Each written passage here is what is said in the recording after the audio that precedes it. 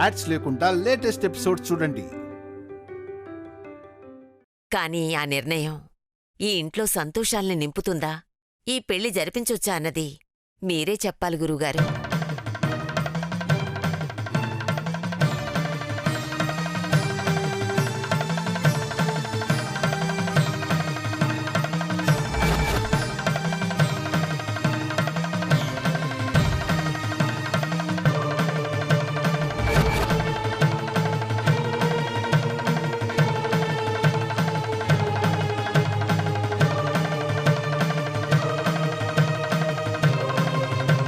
ఏదో ఒకటి చేసి రాజగురువుతో నువ్వే వైదేహి అని చెప్పించాలని చూసావో, డిఎన్ఏ రిపోర్ట్ కోర్టుకు వెళ్తుంది.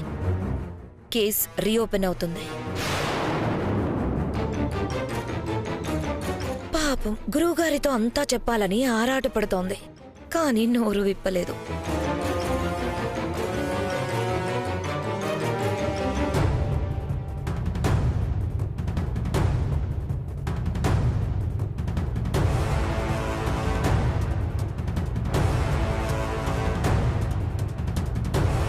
గురువుగారు, తను మా వైదేహి రూపంలో ఉన్న వైశాలి.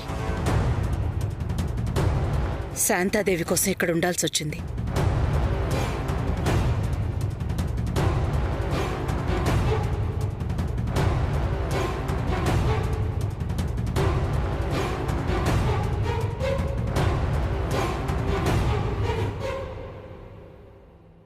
గురువుగారు మొదటిసారి చూస్తున్నారు కదత్తయ్యా. వైదేహి ఏమో అని అనుమానం ఉన్నట్టుంది. తను వైశాలి గురువుగారు. కోర్టులో రుజువైంది. డిఎన్ఏ టెస్ట్లో కూడా రుజువైంది. ఊర్మిళ, గురువుగారికి అవన్నీ చెప్పాల్సిన అవసరం లేదు. ఎవరెలాంటి వాళ్ళో తెలుసు కదా.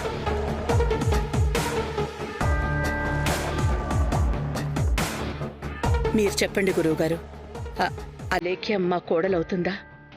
ఈ పెళ్లి జరుగుతుందా?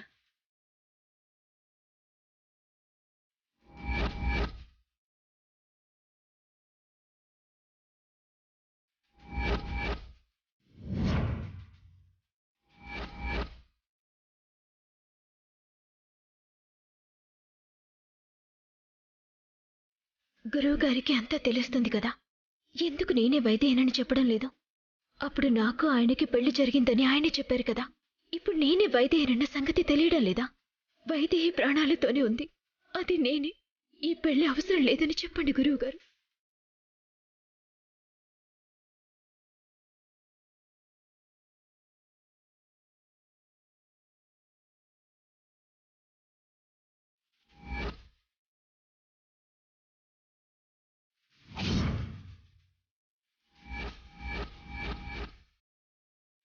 కౌశల్యమ్మ, దేవుడి గదిలోంచి గవ్వలు తీసుకురామ్మా. అలాగే గురువుగారు.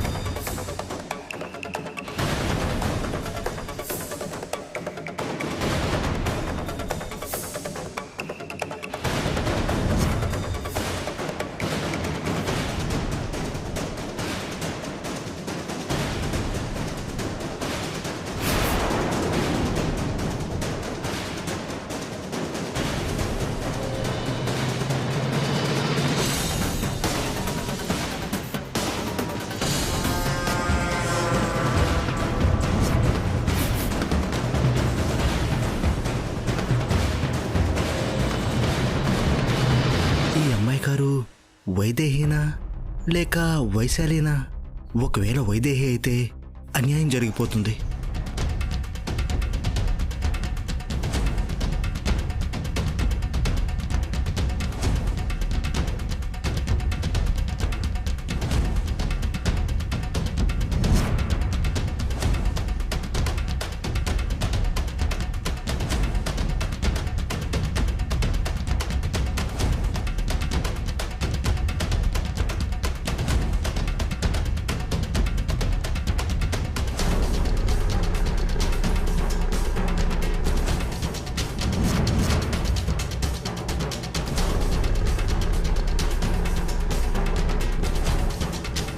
ఏం జరుగుతుంది గురుగారు? మళ్ళీ వేయమ్మా.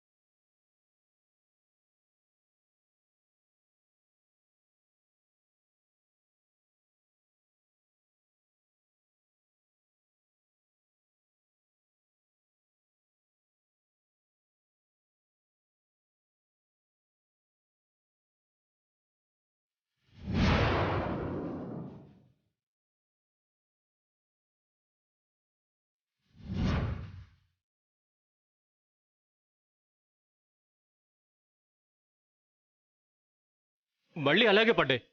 ఏంటో చెప్పండి గురువుగారు, టెన్షన్ తట్టుకోలేకపోతున్నాను. ఏంటి గురువుగారు, ఏదన్నా సంశయమా? లేదు దశరథ, మీ మనోవాంఛ ప్రకారమే చేయొచ్చు. ఏ సమస్య లేదు.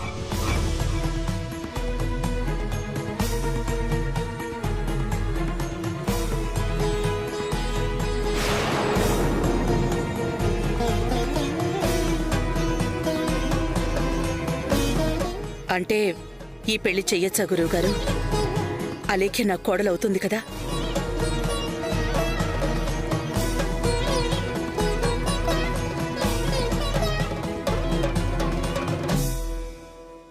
అవును.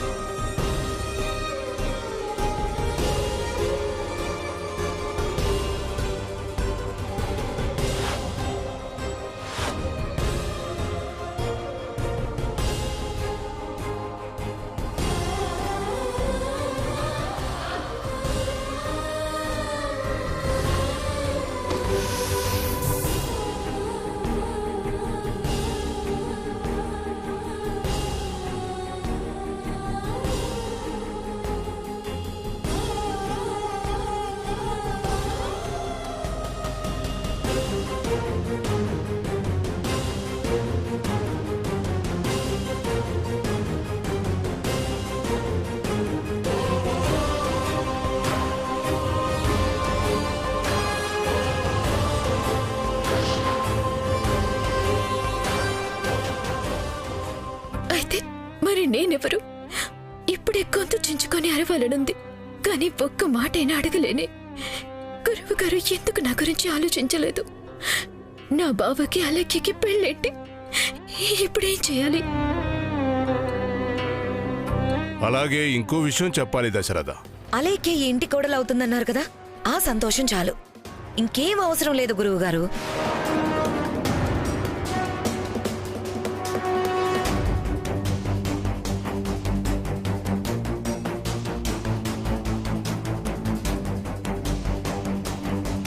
నా గురించి చెప్పాలనుకుంటున్నారు. ఊర్మిళ కావాలని అడ్డుపడుతుంది. ఊర్మిళ, గురువుగారేదో చెప్పాలంటే మధ్యలో అడ్డుపడతావేంటి? గురువుగారు, మీరు చెప్పండి.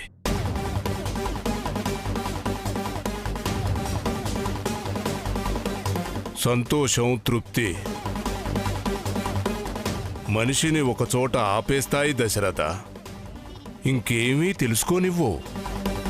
అదేం లేదు గురువుగారు, మీరు చెప్పండి. కొన్ని నిర్ణయాలు విధిలిఖితాలు దశరథ.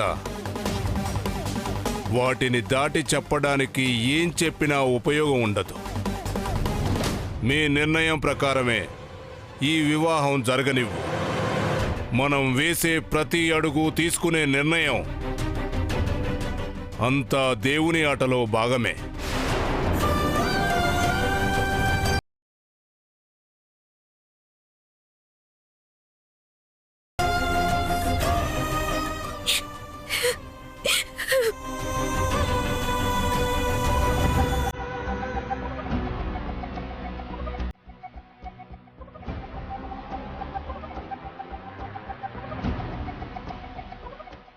నా బంగారు తల్లి,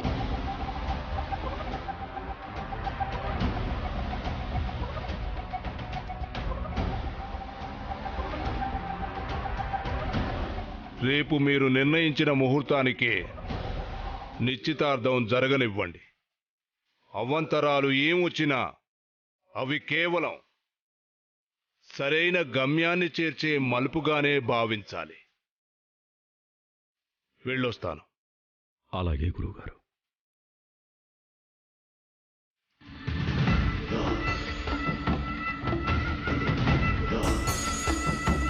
గురువుగారు ఏమన్నారు చివర్లో? ఏం అర్థం కాలేదు. ఎక్కువ అర్థమైనా నీతో ప్రమాదమే. అంతా నీకే తెలుసన్నట్టు హడావిడి చేస్తావు గాని నిశ్చితార్థం చేసుకోమన్నారు. పెళ్లి జరుగుతుందన్నారు. అది చాలు.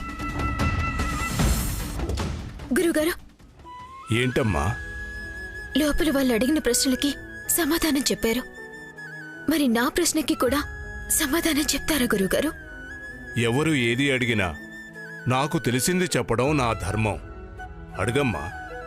లోపల ఎందుకలా చెప్పారో తెలీదు, కానీ సర్వం తెలిసిన మీరు నేనెవరూ గుర్తించలేదా?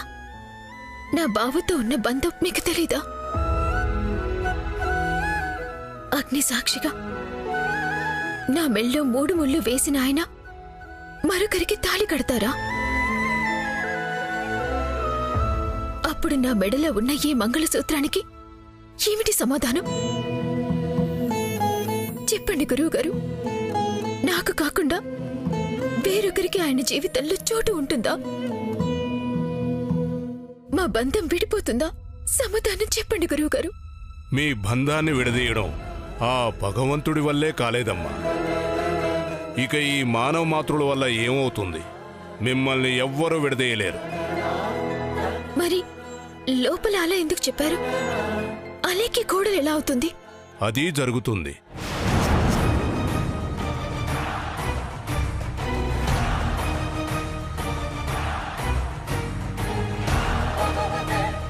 అదెలా సాధ్యం గురువుగారు?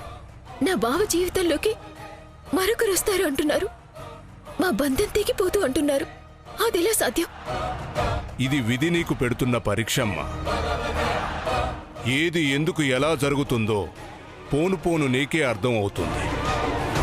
కష్టాల్ని, కన్నీళ్లనే ఓపికతో అధిగమించు. నీ ప్రేమే నీ బలం, నీ నమ్మకమే నీ ఆయుధం. ఆ దేవుడు ఆశీస్సులు నీకెప్పుడూ ఉంటాయి.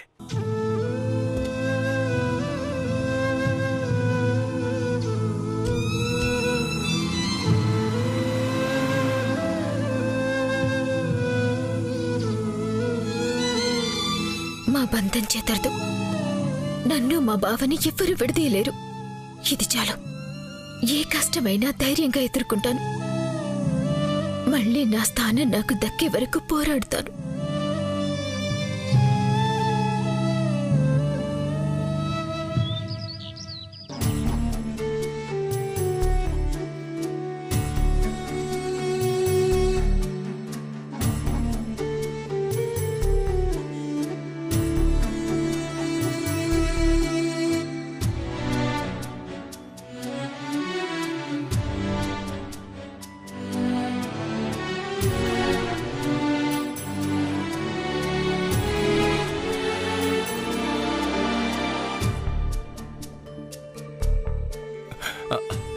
అలేఖ్య నువ్వెక్కడున్నావా?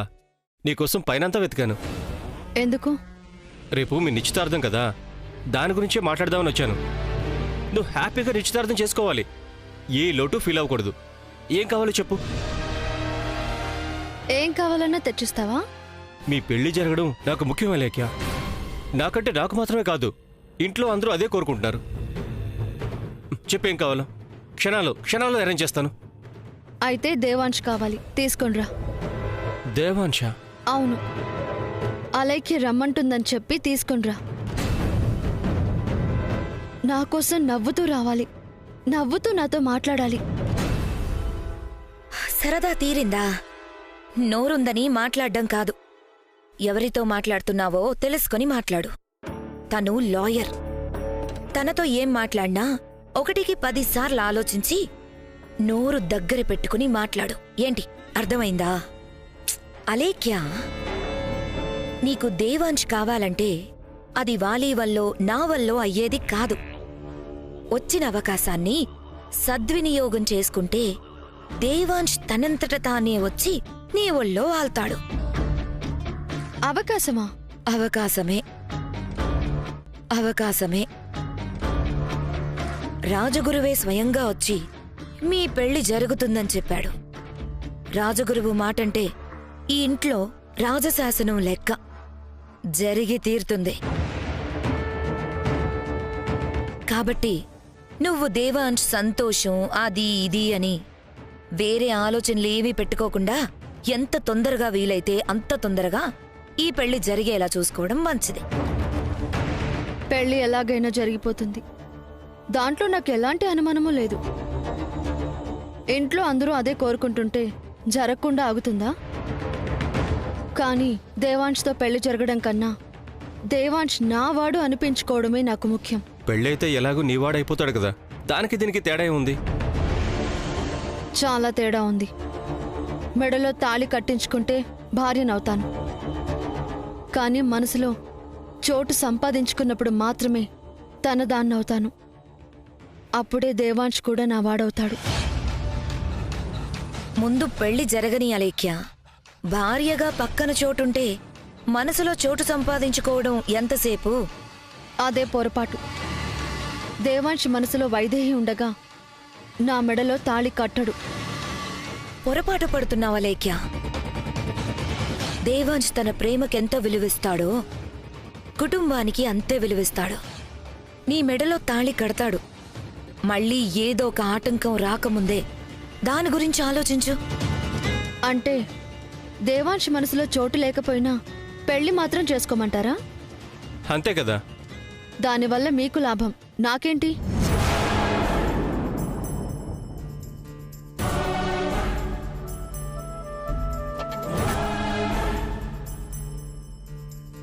లాభమా? మీ పెళ్లి జరిగితే మాకేంటి లాభం? నేనంత తెలివి తక్కువ లాయర్ని కాదు ఊర్మిళ. దేవాంశ్తో నా మెళ్ళో తాళి కట్టించుకుంటే ఈ రాజ్యాధిపతి పదవేదో ఉంది కదా, అది దేవాంశ్ దగ్గర నుంచి పోయి ఈ వాలి సొంతమవుతుంది.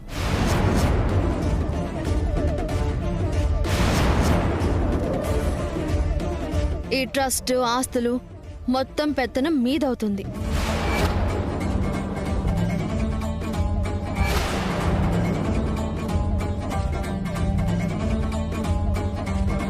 నాకు మాత్రం నేను కోరుకున్న జీవితం నాకు కలగానే మిగిలిపోతుంది.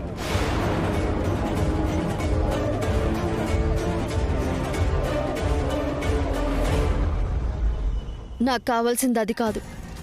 దేవాంశ మనసులో నాకు చోటు కావాలి. అలా జరగాలి అంటే ముందు దేవాంశ మనసులోంచి వైదేహి పోవాలి, పోయేలా చెయ్యాలి. దీన్ని బట్టి మీకేం అర్థం అవుతోంది? మా పెళ్లి జరిగి మీరు కోరుకున్నది మీకు దక్కాలి అంటే ముందు దేవాంశ మనసు ఖాళీ కావాలి. ఆలోచించుకోండి.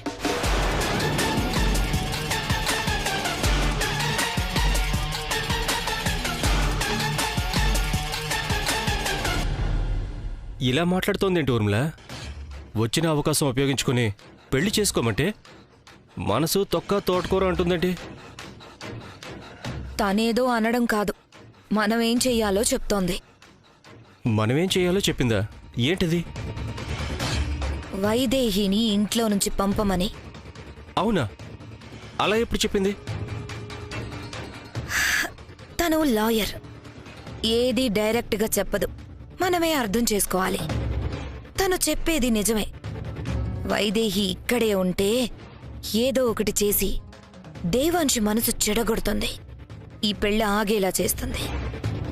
కాబట్టి వాళ్ళు పెళ్లి పీటలు ఎక్కేలోగా వైదేహిని ఇల్లు ఖాళీ చేయించాలి.